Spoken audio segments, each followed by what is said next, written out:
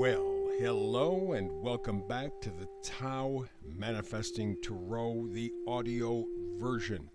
This is the version that is aimed at helping you manifest by developing your imagination. Because your imagination is what is absolutely necessary to helping you manifest successfully. Alrighty? So all you're going to see on the screen is this one singular picture. This is the tarot spread for today's reading. No other movement. That's intentional. And the reason is I do not want you to be visually distracted. When you're looking at a screen, you are really not part of the action. So over time, you have to surrender your imagination to follow the action on the screen. It's a different situation if you're walking down the street, walking through a store. You are actually physically there. You are part of the action. It is a different part of your brain, or you're using your brain in a different way than you are if you are simply looking at a screen. A screen, you're not participating, you're observing. When you're walking down the street, in a store, whatever, you are actually participating as well as observing, and that's important. So here, no visual distractions, just this static picture. You can get into a meditative state. It opens up your mind to all kinds of pictures from your subconscious, and that's where the power comes from. Okay? Also, one of the other benefits of doing audio version is the fact you can get up, have a cup of coffee, tea, cereal, sandwich. Doesn't make any difference. As long as you're listening, you're still using your imagination. So it's good stuff. And it is a different kind of read. If you're looking at a typical tarot reading, you're in for a big disappointment. This is all about you and your manifesting. And so we begin. The bottom row, center card is the oracle card, Thinker. Ooh, yeah, she does look like she is deep in thought. And there are those structures, I think you could call them. Some look like blocks, some look like slabs. Anyway, there are structures around her, and she's sitting on one of them contemplating. So she's trying to build something, but she's thinking about what she wants to build, how she wants to build, maybe both. Same thing with you. Same thing with you. There is something in your life that you are looking at constructing, at building. Maybe a physical thing, maybe an emotional thing, maybe a mental thing. I don't know. But there's something that you have been giving thought. And of course, we've got Mercury retrograde. We're in the lunar eclipse season. Pluto is just a few days away from going retrograde and heading back in the very, very early degrees of Aquarius, going back to Capricorn for a few months and then back into Aquarius later on in the fall to stay there. So we're in a very much of a changing, a transitioning kind of period. And so just as this gal is thinking about building something, constructing something, so are you. You may have a good idea, you may not. It may just be an impulse. But you are aware something's tugging at you, getting your attention. Good time to do it too, by the way.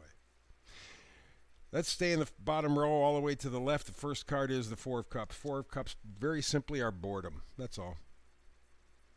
Yes, there's reflection, but there's a lack of motivation. There's a lack of interest, and maybe that's what's going on in your life. Some part of your life is just boring, going nowhere, doing nothing. Could be your whole life, actually. You just are not into it anymore. Maybe just not in the same way. And it's just, man, you're going through the motions. And it's like, what the hell am I doing this for? That's where the thinking comes in. So we go to the next card, Seven of Pentacles. Seven of Pentacles, very direct. It's evaluating, taking a look at your value system, because Pentacles are your value system. Again, as I say many, many times, and I do this to reinforce because we're so programmed the opposite way. Money is a very shallow value.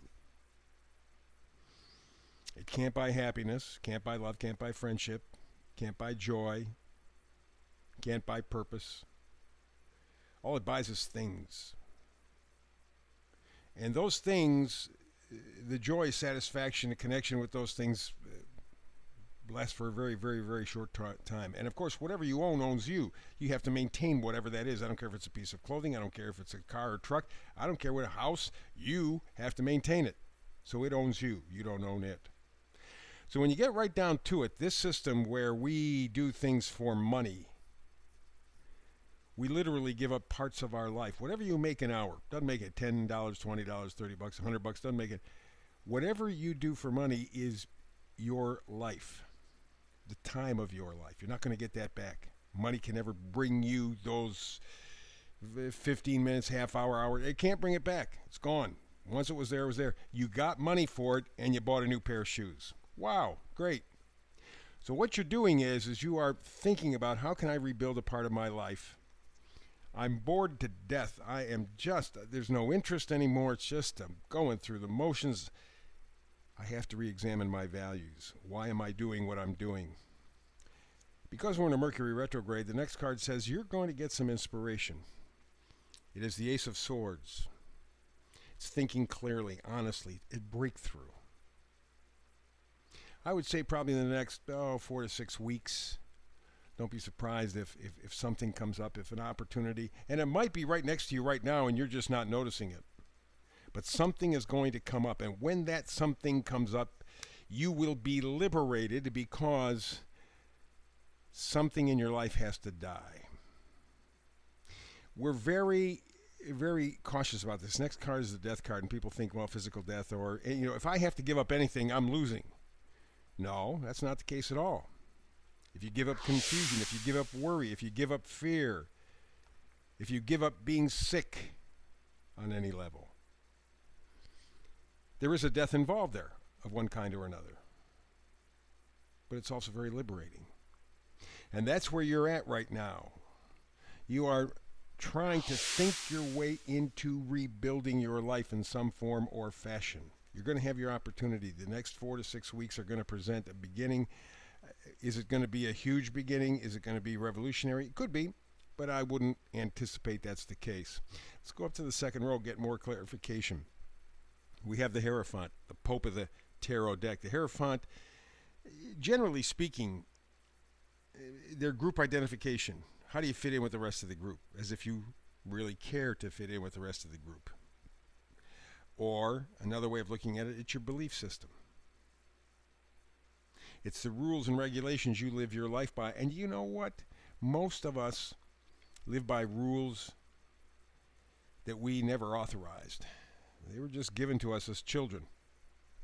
And we went through most of our lives following most of them. Want to fit in, want to belong. Even these big stars, these celebrity types, man, they can't wait to get on the internet so that they can go to social media and get the likes. And, oh, this is wonderful. I need that stroking. That's a pretty weak life. And that's what the Hierophant is talking about. Are you living your life for them, or are you living your life for you? Good question. How do you know? Next card over helps out a bunch. It's the High Priestess. It is your intuition. It is your subconscious mind. It is your sense of things. Maybe you can't even put them into words. But you know that you know that you know. If you allow yourself to know. And therein lies the issue. For many of us, we are disconnected from our gut, our essence, so that we fit in. It's kind of interesting, and I've said this before, I'm sure many, many more times, but it illustrates a point. You give birth to a baby. Parents are all excited and happy when the baby begins to talk, and then baby begins to walk, or vice versa. It doesn't make any difference. Talking, walking, there you go. Wow. Functioning. They get into school, shut up, sit down. They go to work, shut up, sit down. As a citizen, shut up, sit down. You need to take a look at your belief system, and you need to sense. More than feel, you need to sense. And what will help you is thinking it through. Next up, Knight of Wands. Wands are positivity, excitement, enthusiasm being plugged into your life. The Knights always bring gifts. The Knight will bring an opportunity for you to be able to plug into something new, something different, something that connects you with your life again. If you choose. I mean, you can pass up on the opportunity. There's no question about it, but there's one coming to you. The Eight of Wands says, yes, you will notice things in this area that you want to improve, you want to enhance. That kind of impetus is going to be moving towards you faster and faster. May already be moving towards you. But the Eight of Wands is very, very clear. Talks about acceleration. Talks about movement forward. Talks about some kind of action. In this case, it'll be thinking. But that's the basis of future action. You are having a chance to determine, how can I make my life better? By my rules, not theirs, by mine. Because I've played by their rules and I'm not real happy, not satisfied. And I may even be in danger because they've lied. How do I take control? Well, the final card is the vice versa card up top. It's facing forward. It is the Five of Swords, going back to your thinking again. The Five of Swords is generally a hollow victory. What you're doing is sacrificing integrity. You're sacrificing your own intelligence. And it's usually in some sort of a bickering state. It's just a lot of noise. It's a lot of distraction. Boy, the power structure in the world today is really good at distracting. They've had a lot of practice.